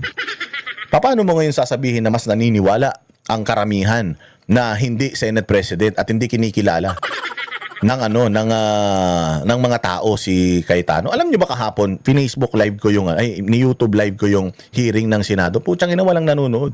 Tinitingnan ko, walang nanonood. Hindi umakyat ng 500 yung nanonood sa akin. Lahat na nagko-comment doon, sinasabi, ayoko mapanood to. Walang nanood. Gusto ko lang patunayan kung meron bang interesado diyan sa diputang diputang meeting ninyo. Walang interesado sa diputang meeting nyo, kaya nga tinapos nyo na agad eh. Ano po ba bakit po nagsialisan ng ganun? Ano sa palagi mo ang sasabihin ng Teacher Jen? Baka sabihin, ilipat nyo, huwag na manood dyan. Mag-iba tayo ng channel. Baka hindi siya magpapaliwanag doon kasi hindi pa mali yun Hindi niya pwedeng kasi nakakita ng mga bata di ba? Hindi ka naman pwedeng magsinungaling sa mga bata. Yun ay tuntunin, very basic yun. Nako. Malalagay pa ngayon sa alanganin. Ang mga bata ngayon, malilito. Akala ko po panonoorin natin. Ipaliwanag po ninyo ano nangyari. Bakit po sila umalis? Yun po ba'y gawain po ng Senado? Hindi ko alam, baka hindi makasagot yung teacher sa ganong pagkakataon. Nako. Gusto niyo ba makita? Meron parang mga sample ng mga itong ad hominem talaga. Ad hominem. Sige. Ipakita pa natin. Ito talagang literal na sabi ko, ad hominem talaga ito. Direct, ipakita pa natin. Ito naman, ang kino-quote dito, Senator Erwin uli, sang-ayon po ko kay Tatay Diggs na si Kiko Pangilinan na yata ang pinaka, ayun, Basahin mo, ad hominem Oo nga pala, hindi sa akin galing, ad hominem. Sabi niya, si Kiko Pangilinan na yata ang pinaka-bobong abogado sa balat ng lupa. Alam mo kung bakit ko lang pinaano yon? Opo. Hindi para kay Senator Kiko yun. Para lang malaman ng tao na pareho na sila ngayon sa minority. Magkakampi na sila ngayon, magkasama na. Hindi mo pwedeng balikan yung pinagsasabi mo sa mga kasama mo. Pagkatapos sasabihin mo na ako wala naman ako sinabing masama, ako pa yung nag-ad hominem, ikaw nga yung pinagsasabi mo. Yan ang pinakamabuting halimbawa ng ad hominem. Yan ang talagang at ngayon, nakisama ka pa sa kanila. Hindi ko malaman kung paano nangyari yan eh. Bagamat baka sabihin katwiran, hindi pa ako senador nung panahon na yan eh. Nung nasabi niya yata yan. Walang pinag-iba yan? Walang pinag-iba yan? Wala na bang iba? Meron pa Meron pa raw, isa, ano pa? Direct. Yan. Baka naman inaprubahan ng mga kasama ni Kiko Pangilinan, mga sandabukal din ng mga pulpol na senador. Yan ang talaga. Ang example ito kung paano mo sasabihin ang isang bagay eh. Diyan alam mo, siguro makakapagsalita ka ng isang bagay na halos ayaw mong sabihin kung galit na galit ka na. Ay, opo, totoo yan. Yung punto na talagang sasabog ka na eh. Ano? O kaya naman, wala ka ng magagamit na ibang talata o ibang salita sa diksyonaryo, kaya napilitan ka na doon. Ibig sabihin, yung mga ganong mga salita, hindi basta-basta na gumagawa ka ng ganyan eh. Yung pagpipigil, yung kabutihang asal, palaging nasa atin yun dyan eh. Ay, opo naman. Opo naman. Hindi ka basta-basta magbibitaw ng ganong klaseng mga pananalita, kagaya ng binasa mo, kung yung pagkatao mo ay ganap. Di ba? Magmula sa pagiging bata mo hanggang sa lumagay ka sa katayo na yan, dapat ay marami kang dinaanan para sa ganun ay mapigilan mo sarili mo na magsalita ka ng mga bagay na ganun. Kahit pa, galit pa, kahit pa sa anong sitwasyon, hindi mo dapat sabihin yun. Ano ha? O lalo ngayon. Paano ngayon kung tanungin siya? I-reconcile mo ngayon, sinasabi mo ngayon, at saka yung pinilit mo pang sumingit habang nagsasalita ako? Sino ngayon ang nagsasalita ng ad hominem? Mabuti na lang nakakuha. Meron pa ba? Meron pa yata. Meron pa ba? Sige nga. Pag ikaw nasa Senado, ikaw ay gumagawa ng batas. Think, di ho ba? Pinapasweldohan po namin kayo para mag-isip, hindi para magngak-ngak at magdaldal. Masakit ang mga salitang ito. Ayan. Siguro naman ay nakakalap tayo ng napakarami ng ad hominems. Yan ang mga halimbawa po na mga kababayan, halimbawa lang po ito na ipinakikita namin, huwag po ninyong gagayahin, mga kababayan. Huwag po ninyong gagayahin. At alam po naman namin na hindi nyo gagayahin. Pinakita lang namin kung paanong siya mismo na tumayo na ad hominem siyang ad hominem, pero siya po ang pinanggalingan ng maraming ad hominem. Yan po ang gusto lang naming sabihin sa inyo. Ako, Sen, kasi basa ko ng sitwasyon na yan, parang naghanap lang sila ng dahilan para mag-walk out. Parang pinlano talaga ata nila, no? Bago pa lang ata yun, para maghanap tayo ng chance, timing, para makapag-walk out sa pagkakataon. Pero itanong mo sa akin yung, ano bang epekto nun? Ay, pag-walk out nila. Ano nga po ba naging epekto nun? Nagtagumpay ho ba sila? Hindi, katulad nung pinagalimbawa natin kanina, merong isang classroom na mga estudyanteng nakapako yung tingin nila sapagkat ang pagkakaalam ng teacher, ito'y kailangan nating igalang ito. I-emulate natin itong mga taong ito sapagkat sila'y tinatagurian nating mga honorables. Yan ay ibinoto ng taong bayan. Yan ang maglilingkod sa atin. Kaya pakinggan ninyo ang kanilang mga sinasabi, pati yung kanilang pamamaraan ng pagsasalita, at yung kanilang decorum. Yan, Marami po kayong matututunan dyan. Pagkatapos nagsigawan at sila'y lumabas. Anong halimbawa ang ibibigay mo sa mga bata? Mukhang bad example po yun. Hindi magandang halimbawa yun, Sen. Pero nagsimula kami dyan. Nakita mo naman, May 11, nauna kong ipinropose yung amendment. Ang usapan nga, i-repair sa Committee on Rules. Nagkataon naman positions vacant, including the chairmanships of the committee. Yes po. Ngayon, sabi nila, wala pa namang committee, paano ngayon ganyan-ganyan? Kaya nga po ni Alan Cayetano, ako na po ang nagmo-motion ngayon, i-take up na lang po natin dito sa committee. Dito sa plenary. Sa committee kasi dyan, karaniwan, ito sa pag-attend ko ng committee, ando ng chairman, commission may kasama siya, 2. Komisyon naman, 1 lang. Komisyon nga, tatawagan ako Sendante, pwede bang bumaba ka rito? Yung mga kaibigan natin. Hindi ko ma-start ito, wala akong quorum Tama naman yan. Bumaba ka lang rito, tulungan mo lang ako para sa quorum. Quorum lang O sige kako, pero kung muna nandun na ako, magpa-participate na rin ako. Eh, siyempre naman, oho. Hindi pa ako nakakatagal, boss. Puntahan mo rin ako dito sa malapit lang yung ano. Wala rin akong quorum. Oho. Sa mga katwid, ang gusto ko sabihin, sa committee, pangkaraniwan, 2-3 lang ang nandun. Opo. Samantalang ito, plenary ito, nandun kami, halos lahat nandun kayo. kami. 23 po kayo noong pagkakataon na Oo, yun. sabi ni Alan, SP Alan, Opo. dito na po natin pag-usapan. Oho. Bakit nagalit lahat? Hindi po ba kayo nakahanda makipag-usap, makipagdebate sa amin? Kagaya ng pinipilit ko sabihin, bakit po ayaw yung pag-usapan natin? Oh, kumbaga ganda naman pala ang puntos sumagot nila. ka agad ito. Oh. Why are you very in a hurry? Yung ganun, Yan, ano? oo. Iba pa yung islang-islang, yan. Oho. You're very in a hurry. Para daw nagmamadali kayo. Kasi daw, Hindi ba, pagka namang impeachment, hindi ba sinabi ng Constitution, forthwith? Hindi naman, batayin yung madaliin. Ganun na naman sila eh. Oho. Pero ito, binamadali namin, nagagalit. Oho. Pagka impeachment, forthwith. oh. Sala sa init, sala sa lamig eh. Oho. Kapapano ang kanilang paniwala, gagamitin ni Bato.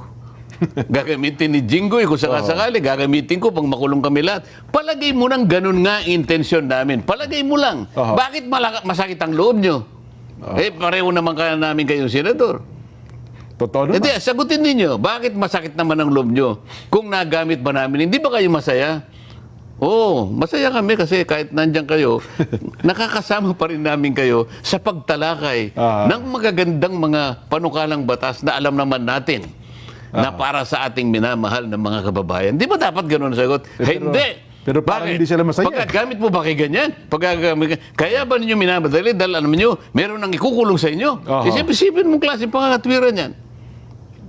Halatang halata eh. Oho. Ayaw Pero nila sa kasing- totoo lang, mabait lang kami eh. Alam mo kung bakit? O bakit po?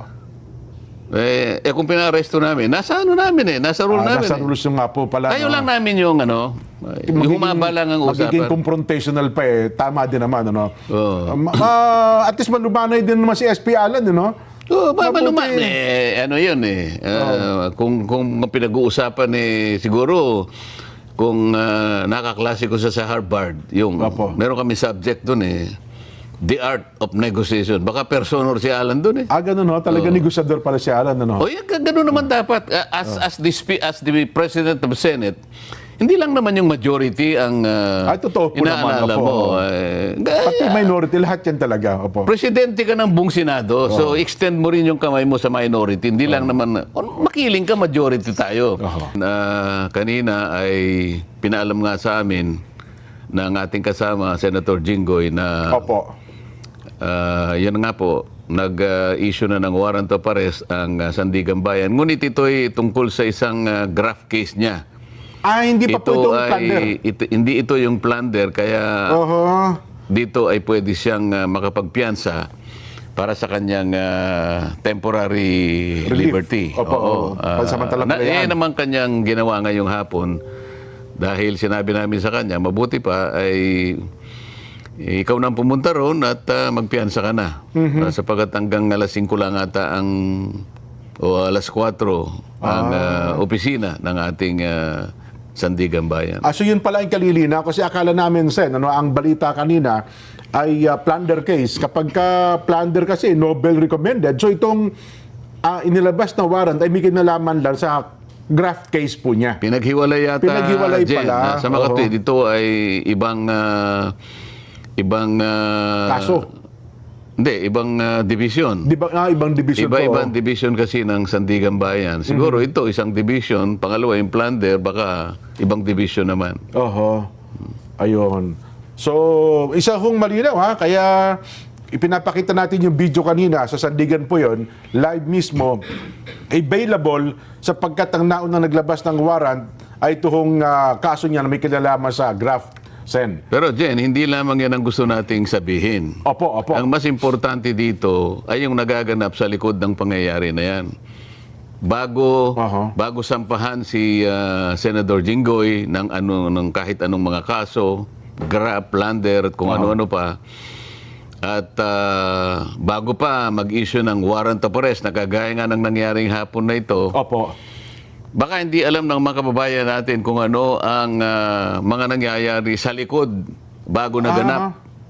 Ang natatandaan ko dyan, Sen, ako, nung nagkaroon po ng botohan kayo sa Senado at nakuha ng grupo po ninyong majority, doon, nung bandang hapon na yon, Sen, ay doon bigla naglabasan ng mga kaso nitong Senador Jinggoy Estrada na ang sabi niya ay maglalabas daw po ng warrant of arrest, may kinalaman sa kanyang plunder case nung kayo po na ang majority. Kasama Ganun niyo nga. po sa majority. Napansin nyo rin yata Yes po. Marami na kapo Hindi na lamang si Sen. Senador Jinggoy, si Senador Joel, ganun din. Opo. At ngayon, mababasa mo, mukhang nasa preliminary investigation stage na yung kay Senador Cheese. Ayan, At opo. maging ako naman, alam na ninyo, di Ay, ba? opo. Pero pag-usapan muna natin yung kay Senador Jinggoy. Meron ho bang Kaya ako sinasabi na baka hindi alam, kailangan ipaalam natin sa mamamayan kung ano ang dinanas na pressure? Ano ba? pressure ni Senador Jinggoy hanggang sa umabot nga siya sa ganyang kalagayan. Ganun ho ba? Kasi hindi naman nagsasalita si Senador Jinggoy. Talagang Sen, no? halos minuto, oras-oras, kinakausap siya na kumalas siya doon sa 13. So, may tumatawag po sa kanya, may kumakausap, personal, telepono, ganun po. Lahat ginagawa. Oho. Sabi nila, Jinggoy, napakasimple lang ng problema mo. Okay. Wala ka ng kaso basta kumalas ka lang dyan sa 13. Takpo, ay mabigat. Ngayon, Pressure nga yan. Oho. Nakita mo naman, ginagawa nila lahat. Ang magagawa nila, Oho. magpe-press con sila kung anong nilalabas sa social media. Kanya 3 araw lang yan, 1 week lang yan, makukuha namin uli yan. Opo. Di ba? Oho. Hindi lamang siya pine-pressure. Maski si Senator Joel, ganun din. Nako. Oho. Ako naman kasi, hindi na nila ako ma-pressure siguro. Ay, kinasuhan nga ako, nag-imbento sila ng kasong plunder maski sa akin. So, dapat mapansin ninyo, ang lahat ng ito'y ginagawa nila para wasakin nila yung 13. Ano ang magiging dahilan dyan? Ano ang magiging resulta niyan kapag nawasak yung 13? Oho. E di sila na uli. O, Ah. ano ngayon ang mangyayari kapag sila na uli? Opo. Tatakpan na naman nila yung flood control investigation. Nako, na Blue Ribbon Doon lang tayo Committee. napupunta rito eh. Oho. Doon lang tayo napupunta rito. So, ang lunduban ng lahat ng ito, Sen, no? Usapin ng flood control kasi mukhang natatakot silang may mabulgar o mabuyangyang sa likod nitong flood control issue na ito, flood control scandal. Hindi mo pa ba nakikita? Parang doon nga po ang puntirya. Pero teka lang, bakit? Ayaw nila na magpatuloy yun. Oho. Ang isang pinakamabuting paraan para sa ganon ay hindi na matuloy yun, kinakailangan sila ang mayorya. Maagaw sa inyo. Ngayon, nagsisimula pa lang kami, di ba? Organization pa lang. Opo. Papunta pa lang kami. Palagay ko sa Lunes, baka mag-announce na si SP Alan. Opo. Magtawag na siya ng schedule ng Blue Ribbon. Mag-schedule na po. Baka Lunes mag-schedule siya. Ayan, naku. Kasi Sige. alam mo, kinakailangan niya mag-schedule kasi hindi naman kagad nagagawa yun dahil sa Oho. kinakailangan naming masatisfy yung notice. 3 araw ang notice kasi, Jen, Tama po. bago makapagpatawag. So, alimbawa, gusto niyang magpatawag ng Webes o ng dapat Biyernes. Monday pa lang. Monday, ilabas na yung mga notices. Kung At sino-sino. pagkatapos, ino-notify lahat yung inaakala niya na dapat ay maimbita at sila ngayon ang humarap sa pagkakataong ito sa pagpapatuloy ng investigasyon. Oho. Nako. Balikan ko lang sa yung kay Senator Jinggoy. Kaya pala nung kayo nang maging majority, parang may labas sa social media, ang pinapipili daw prinsipyo o plunder. Ay Totoo mukhang yun. nanindigan sa prinsipyo ata si Senador Jinggoy. Totoo yun. Alam mo, kaya ito gusto ko sabihin, hindi naman dahil sa kaibigan ko siya. Ano? Opo. Nakita ko rin naman yung pressure na ina-apply sa kanya. Kahit sino siguro, tao ka lang naman eh. Di ba? Oho. Lalong-lalo na kung alam mong wala ka namang kasalanan at plunder kagad ang Ikakaso sa kanya. ikakaso sa'yo. Alam mo naman, kahit ano pang pangangatwiran mo sa ilalim ng kanilang pagpo-prosecute na ito, wala kang kalaban-laban eh. Opo. Wala kang kalaban-laban. Kapag pinail nila sa Sandigan Bayan, arestado ka kaagad, kulong ka kaagad. Ganon kasimple. Ang mangyayari ron, nahiwalay nila sa amin, hindi siya makakapag-attend ng hearing, Opo. yung mayorya, malulusaw nila. Yun ang kanilang pinupuntahan. Ngayon, pag-isipan po ninyo, kayong mga kababayang nakikinig, talaga bang interesado sila na i-prosecute si Senador Jinggoy? O interesado lang silang maibalik yung mayorya sa kanila? Kasi kung talagang may kasalanan yung tao, ba't kinakailangan mong gipitin? Ba't kinakailangan siyang umalis? At sasabihin mo sa kanya, para hindi ka na mahirapan. Ikaw naman, ilang beses ka na namin kinukumbinsi. Kumalas ka lang sa kanila, wala ka ng kaso. So ano ba talagang gusto nila? Antindi pala, Gusto ba nilang malinis talaga kung may katiwalian sa nagaganap sa ating bansa? O kailangan nilang sila yung maging mayorya para pagtakpan ang isang bagay na kinatatakutan nila mula't mula pa? Ito dapat yung pagtukoy, malaman na ng taong bayan kung sino-sino. May idea na tayo, formality na lang ito eh. Opo. Anong dahilan dyan? Bakit pati ako'y kinasuhan ng plunder? Ako na lang kasi ang nagsasabi na ipagpatuloy natin ito. Wala nang iba. Ito yung kinatatakutan nila. Ngayon, kapag ka ito'y nagpatuloy at natukoy natin sila, yan ang gusto nilang hadlangan. Yun ang gusto nilang matakpan. Nakita mo naman, nung sila ang mayorya, Opo. nakita mo ba naman, 9 na buwang singkad. Totoo. Ay kinuha niya yung Blue Ribbon Committee, kung ano-anong katwiran ang ginagawa, kung ano-anong kadahilanan ng sinasabi, kesyo ganito ang gagawin, kesyo pumirma muna kayo bago ipagpatuloy. Anong klaseng pagmamatuwid yun? Sa loob ng 9 na buwang singkad, Jen, hindi siya nag-imbestiga, hindi siya nagpatawag. Napakaraming tao ang nagbo-volunteer. Natawagin niyo po kami.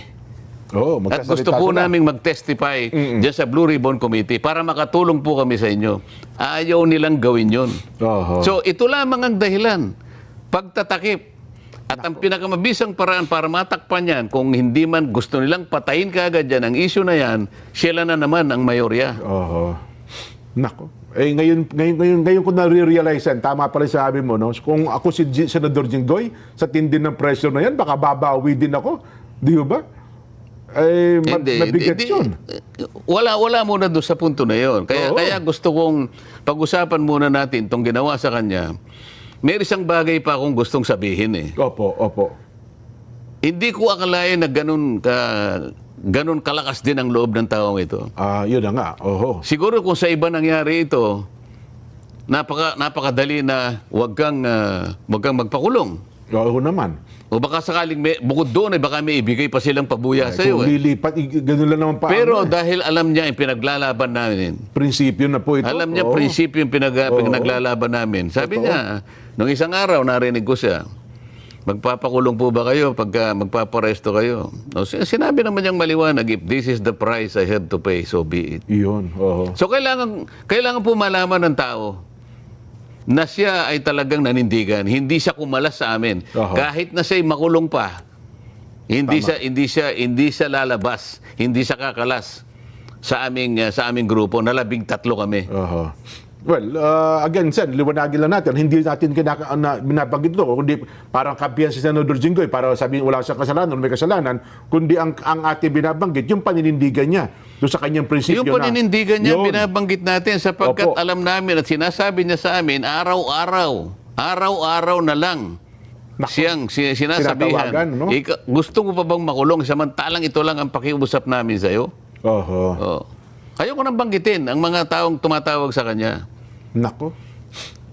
Sinasabi niya sa amin, tuwing magmi-meeting kami, kani-kanina lang, nag-meeting kami uli.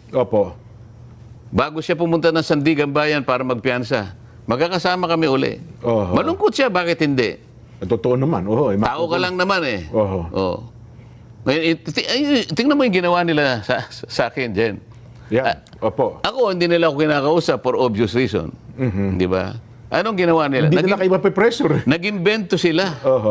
Saan ka naman nakakita, Jen? Para sana maintindihan sana ng mas madali. Opo, ng ating mga kababayan. Kasi kahapon, yung assistant ombudsman, na nakita ko siya, nagpa-interview na naman siya sa isang Opo. istasyon ng television, na tinatanong siya, bakit po ninyo, pati si Senator Marcoleta, kinasuhan nyo ng plunder? Oho. Kasi po kahit ako, parang hindi yata yun kasi contribute. Yun ang tanong sa kanya, Yun naman, no? donasyon ng mga kaibigan niyang Hindi naman private pera funds ng naman gobyerno yan, Tapos sinabi niya, hindi, kasi kahit private funds kasi, kapag yan ay binigay na merong pangako o kung ano mang pabuyang parang ibigay niya dahil meron siyang opisina, ganyan. Sabi nila, sa Makatwid kahit po pala pribadong pondo. Oo. Na kapag may pangako, may ganyan, ano. Oo. Yan po pala'y plunder. Oo, sabi niya gano'n. Mabigat, ano? Oo. Ang nakakapagtaka doon, Jen, wala man lang siyang nasabi kahit konti. Kasi kailangan mong establish ito Siyempre po, establish mo yun. Oho. Kung walang kaugnayan yung pondo doon sa sinasabi mo, baka nag-speculate ka lang, baka inaakala mo lang, baka nangako ito ng kung ano-ano, na maaaring sa pangako na yon merong madadamage ang gobyerno o madadamage ang serbisyo na para sa mga tao. Yan ang kasi pagka ganun, corruption yun eh. Ayun, opo. So kinakailangan mong i-establish yung connection nung pagbibigay nila ng tulong sa iyo dahil kampanya kasi ito diyan, ito yung sinasabi ko yan, nung mga panahon kailangan mong i-connecta. Pinakikinggan ko siya, wala man lang siyang masabi na koneksyon. Pagkatapos, bumalik na naman sa iba. Alam mo, kanya, ang plunder kasi, kaya mas marami yung napagtatalo kami, sabi siya. Mahirap kasi kanyang i-prosecute ang plunder. Kaya, alam mo kasi, pag plunder kasi, corruption yan, katiwalian. Talagang wala kang makitang resibo. Wala kang makitang paper trail. Opo, ganyan, kasi plunder nga raw, Kaya napakahirap talaga. Ngayon, ang sinasabi nila, siya inamin niya eh. Siya mismong nagbigay ng katibayan. Sa palatuntunan natin ito sa sabi niya, parang admission against interest. Tingnan mo itong mga taong ito. Siguro para sa mga kababayan nating nag-iisip. Si Senator Marcoleta, kumandidato ng 2025 election. May kaibigan siya, tumulong sa kanya. Nagkataon kasi yung mga tulong na binigay ay wala pang campaign period. Hindi basta, opo. Pero yung tulong na yon ay sakop ng election period. Ang election period kasi, Jen, ay 1 year before the election. So isang taong singkat yun. Ano? Opo. Pero yung campaign period, magsisimula ng February 11. 90 days ata national. Hanggang 90 days yan. Opo, 90 days. Hanggang sa ikaw ay manalo na. Ano? Ngayon, so sabi ko, ang trato ko dyan donation kasi wala pang campaign period. January. Ang campaign period kasi February 11 ang umpisa. Dapat, kapag binigay during the campaign period, contribution. February 11 pataas. Ito nang submit ako ng SOSE. Liwanagin natin para makita ng mga kababayan natin. Doon sa SOSE ko, sinabi ko, ang aking expenditures, yung ginastos ko, sa kampanya, 112 million pesos. Okay. Ngayon, sinisita nila ako, paano ka makakagasta ng 112 million? Tiningnan nila yung SALN ko, yung net worth ko is only 52 million. Mas malaki ang yung ginastos mo. Teka muna, ito lang ang pera niya. Saan siya kukuha ka ng 112 million? Ng 112. Sabi ko, hindi mo na kumikibo nun dahil hindi ko na pinapansin noon di ba? Nung magpasya na akong mag-explica sa COMELEC dahil sa binigyan ako ng parang isang magpaliwanag ka, sabi niya. Ipaliwanag niyo po yung side ninyo. Bakit yun ito? Hinangan ako ng kaukulang pagpapaliwanag. Show cause order ang tawag doon, Jen. Hindi pinaliwanag ko na na-receive ko po itong donation sa 3 kaibigan na nagkakahalaga ng 75 million. Siniyasat nilang ganon. Sa batas kasi natin, sabi kong ganon, at yun naman ay pinagpasyahan ng Korte Suprema, kapag labas sa sa campaign period, pwedeng donation yon. Okay? At sabi naman ng Supreme Court sa kanyang pagdidesisyon, hindi pa siya kanya kandidato noon. Magiging kandidato lang siya pag magpa-participate siya during the campaign Campaign period na. Okay. Opo. So, nung makita ng COMELEC, wala kanya siyang Oh. wala siyang kasalanan dyan. Walang Maayos ang kanyang pagpapaliwanag. Ang bumoto dyan, 6-0. Opo. Ibig sabihin, halos silang lahat. Lahat ng commissioners. Kaya lang siguro 6-0 kasi yung chairman nila, hindi siya nag-participate. Nag-inhibit yata siya. Opo. Baka kung hindi siya nag-inhibit, 7-0. 7-0. Ang ibig sabihin, maliwanag sa COMELEC na nagtapat lang ako. Ngayon, Naging transparent kayo, Sen. Opo. okay. So 112 million ang ginastos ko. Ito na naman ang banggit ng Sandigan Bayan. Sige, palagay mo kanyang, kung na-receive niya kanya 75 million, bakit nung isubmit niya yung SALN dated December 31, 2025, opo. ba't hindi niya nilagay sa SALN yung 75 million? Hindi ayan nag-reflect doon sa salin Ba't ninyo. hindi niya na-reflect? Opo, oo. Paano ko naman i-reflect, mga kababayan? Ginastos ko nga eh. Oho. Hindi nyo naman asset yun eh. Hindi naman kagaya ng iba. Baka yung iba nga, baka sila yung nabigyan. Aha. Pero hindi ginastos. Baka yun ang problematic. nabigyan. Tingnan mo dyan, ba't ko Opo. kinukwento to? Kapag ka pala ikaw ay nagtatapat sa ngalan ng transparency, lahat kailangan ipagtapat mo. Diba, papaplander ka pa eh. Oho. Yung mga hindi nagtatapat, yung nagtatago ng resibo, kaya hirap na hirap ang Sandigan Bayan, yun ang pinipilit ng Hindi i-plunder. nagdeklara ng totoo. Oo. So kung hindi ka nagsasabi ng totoo, mapaplander ka. Pag nasasabi ka ng totoo, ipaplander ka. Ay, saan pupunta yung tao dyan? Ilan kayang kandidato magmula nung 19 kopong-kopong Aha. ang humingi ng tulong sa kanilang kaibigan o lalo na sa mga oligarchs na yan ang pinangakuan nila? Opo. Ilan kaya ang kinasuhan ng plunder? Ah. Sa contribution dyan, ngayon Oho. lang ako nakakita sa kasaysayan ng National Prosecution Service na pati yung contribution, Oho. tulong ng mga kaibigan, ikaka-plunder mo pa. Wala pa ho bang mga naunang kasong ganyan din? Wala. Ito lang talaga, first time Wala. ito. Alam mo Mukhang ba- test case pala ito, no? Alam mo pati yung mga estudyante ng batas, Ng mga nagtatawan law students, ano? alam nila yung elemento ng ano eh. Pagka sinabi mong plunder, merong elemento yun eh. Yes po. Kailangan mong i-connect doon sa corruption, doon sa damage sa gobyerno. Kunyari may project, may kontratang gobyerno, palagi mong kinukonect doon eh. Oho. Merong may injure na parte ng gobyerno. Oho. Meron kang sa katiwalian na yung kumita ka, Yes. nag-kickback ka, may ill-gotten ka. Pero ng gobyerno Oo. dapat eh. O kaya para naman, ganun. kahit na hindi doon sa paraan na yon, Oho. pero pinangakuan mo na ganito, hindi, kaya tatanggalin natin si ganito. Tatanggalin mo yun, walang kasalanan yun, nagseserbisyo. Oo. Ibig ko sabihin, palaging merong connection na gano'n ang gagawin mo Yun. dahil meron siyang nakikitang magagawa mo. Oho. Yun ang hindi plunder kung hindi indirect Indirect bribery po yun. Kasangkot na rin yung PD46 na sinasabi nila kasi Oho. magpinsang buo yung dalawa na yun eh. Opo. Lahat ng kukunin mo na pabor o ibinigay sa'yo, may kapalit yun. May pangako. Dahil sa Ganun. opisina mo. Ngayon, kailangan ipaliwanag natin, ano ba ako nung ako'y kumakandidato na senador Opo. noong 2025 national elections? Eto ako noon. Magtatapos ang aking term June 30. Opo. Last term nyo nun as congressman eh. Last Opo. term ako. Opo. Gagraduate ako. Last Matatapos termer. ako June 30, 2025. Yes po. Bago ako kumandidato, Jen, nasa 19th Congress ako, bago pumasok ang January 2025, na kung saan doon nila ako binigyan ng pantulong, Oho. panggastos ko, sino si Rodante Marcoleta? Si Rodante Marcoleta ay congressman Opo. na tinanggalan ng mga Nako. ng lahat ng mga committees. Commission on appointments. Halos lahat sa ng inyo. kasama ko, kinalaban na ako. Opo. Nakita mo, papasok ako sa committee, merong maninigaw sa akin, merong magtutulak sa akin, may kukunin ng hopyang kinakain ko lahat. Hindi na raw kayo kasali doon eh. No? Hindi na, magmo-motion lang ako.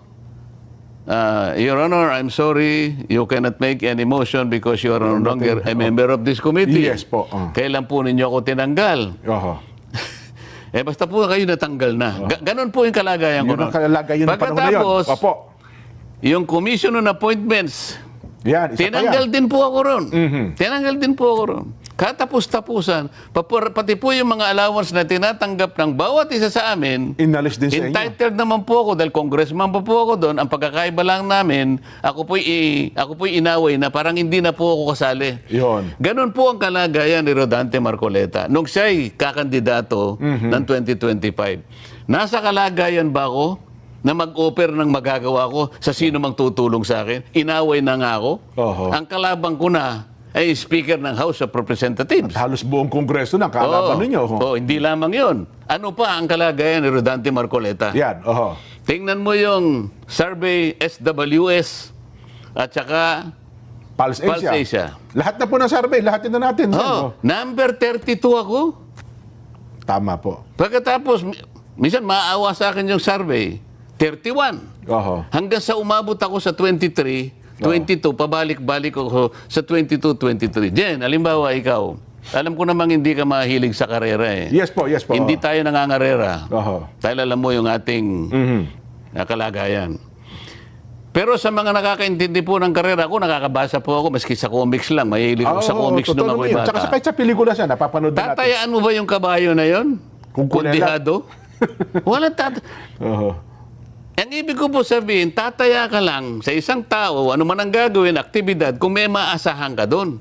Siyempre naman po. Oho. Eh, sino po tataya sa akin? Number 33 ako. Oho. Talaga, sabi sa akin nga ni Mike Defensor, kaibigan ko yan eh. Isa yan sa tumulong sa akin. Oho. Kung Dante, sabi niya, ako naman gusto kitang manalo talaga, ba't naman hindi? Oo naman, kaibigan niyo yan eh. Kaya lang, alam mo naman ako, kanya, practical naman akong tao. Hindi naman kita ka mo, bigla na lang kitang aapuyuhan na ganyan, i-encourage. Alam ko namang number 33 ka, pero tutulungan kita, huwag kang mag-alala. Ayun, oho. So, Kahit na siguro, di ba, Mike? Pagka ako nanalo, i-recommenda kita sa MMDA. Huwag na, alam ko na hindi ka mananalo. Ano po ang ibig ko sabihin? Oho. Si Rodante Marcoleta, nung siya'y kumakandidato, wala po siya sa kalagayan na mangako. Oho. Baka wala pong maniwala sa akin. Kaibigan na lamang po siguro, kaya nila ako tinulungan. Oho. Noong mga panahon na, yes po. Pagkatapos may plunder ako, Jen. Oho. Dililiwanag ko lang kung paano ang gagawin nila para lamang lusawin yung aming bilang para makuha nila ang mayorya. Ito yung punot dulo nito. Doon talaga uuwisin. Hindi sila tumitigil. Araw-araw. Oho. Araw-araw. Pati yung nangyari nung nakaraang huling araw. Nang nag-walkout sila. Oho. So, Ito yung kalagayan namin. Hindi lang si Jinggoy, hindi lang ako, Joel Villanueva, Chis Chis Escudero. Yan, oo. Pipilitin po nilang kunin yung mayorya dahil sa takot nila sa Blue Ribbon. Ito po ang kinatatakutan nila, yung Blue Ribbon Committee. Oho.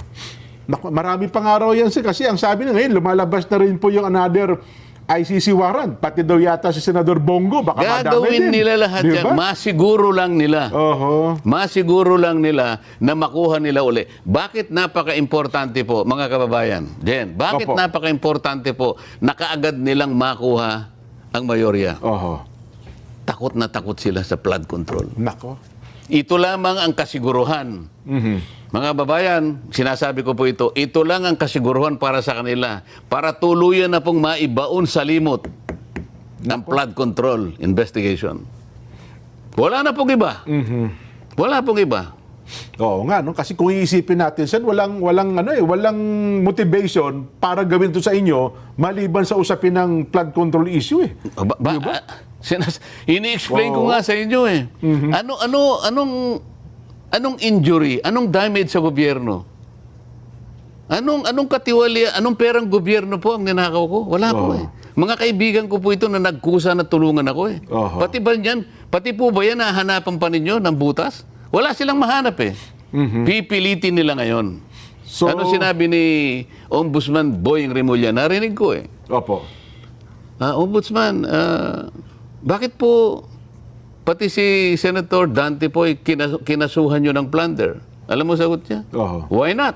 Sabay talikod. Wala siyang may paliwanag eh. Kagaya din yung Assistant Ombudsman, Klabano Si yata Miko. yung